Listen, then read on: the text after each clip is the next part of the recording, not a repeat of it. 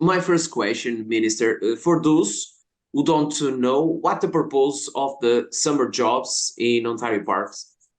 Well, many people don't know this, but the number one employer of youth in Ontario is actually Ontario Parks.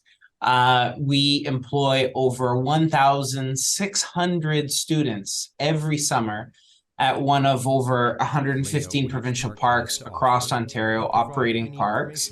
And this is honestly the experience of a lifetime. And what we're really hoping is to really cast a wide net this summer to bring students from all over Ontario to employ them this summer at one of our operating parks, as I said. And this can range from a park close to Toronto to some parks where you also stay overnight and you have student accommodations across Ontario. So it's an exciting opportunity. If you love nature, you love to get outdoors, this is the job for you. It's super exciting, a great experience, and it's paid. Very well, Minister. What are the requirements who should apply?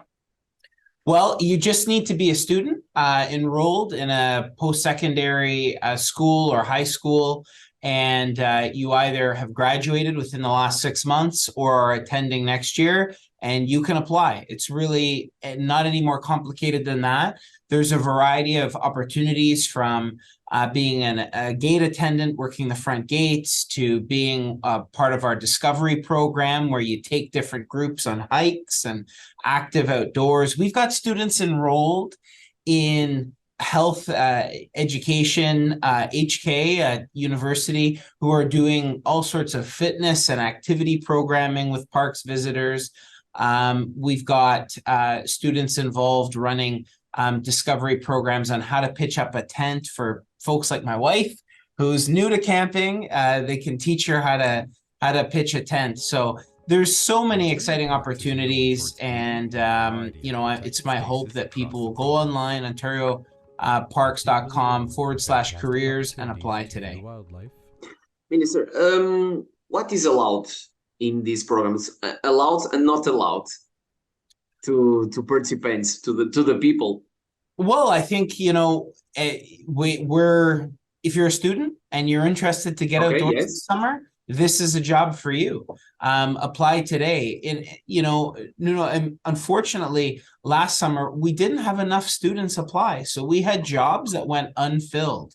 So it's my hope that a lot of students apply. When I come from, part of my family are from Italy.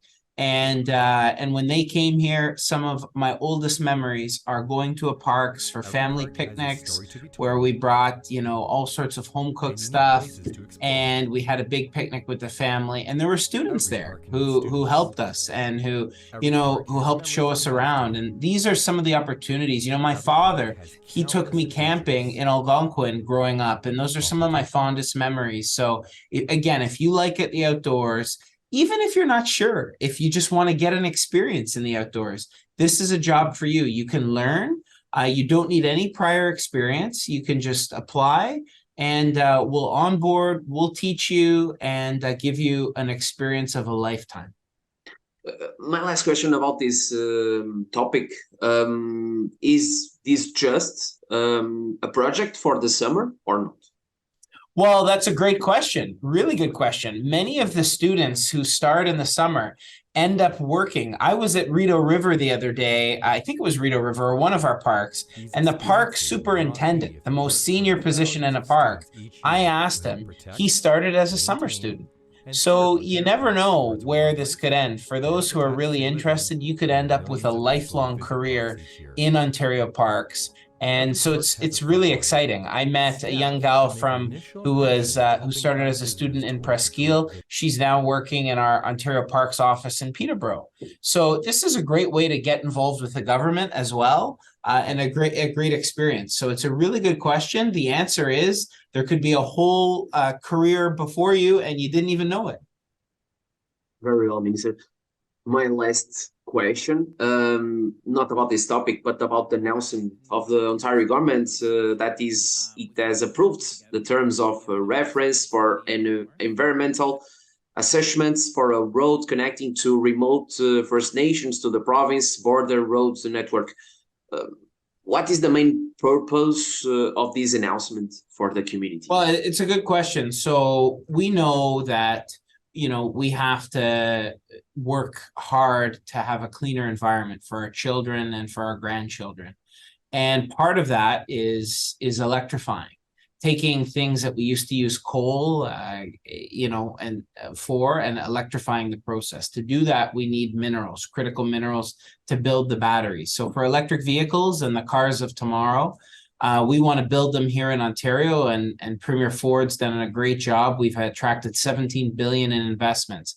But to do it, you need the critical minerals to build these batteries. So we're connecting the north with the south of Ontario. So the south, where we're building all of these cars, we need the north and the critical minerals. The problem to our ring of fire, where all of these minerals are located, we don't have a road that gets us in there. So what I signed off on was the terms of reference, which worked in partnership with Indigenous communities who are the proponents, and they're building these access roads that are, not only is it going to enable our ability to mine the critical minerals with an Indigenous-led company, I would add, but it's also bringing healthcare, infrastructure, opportunity. I mean, we heard from one of the elders in Martin Falls today, the only way they get food, gasoline, healthcare supplies is when it's flown in.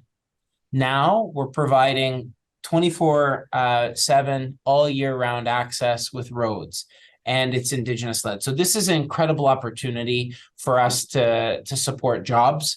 Indigenous youth are among the fastest growing youth populations in Ontario. And so we're working together to unlock the corridor to prosperity, which is going to enable us to build EVs right here in Ontario, using Ontario critical minerals, using Ontario steel. My grandfather, when he came from Italy, he worked in the steel factory. It's exciting because tomorrow's immigrants, tomorrow's youth will be able to build all of these clean EVs right here in Canada. And I'm very excited for that opportunity.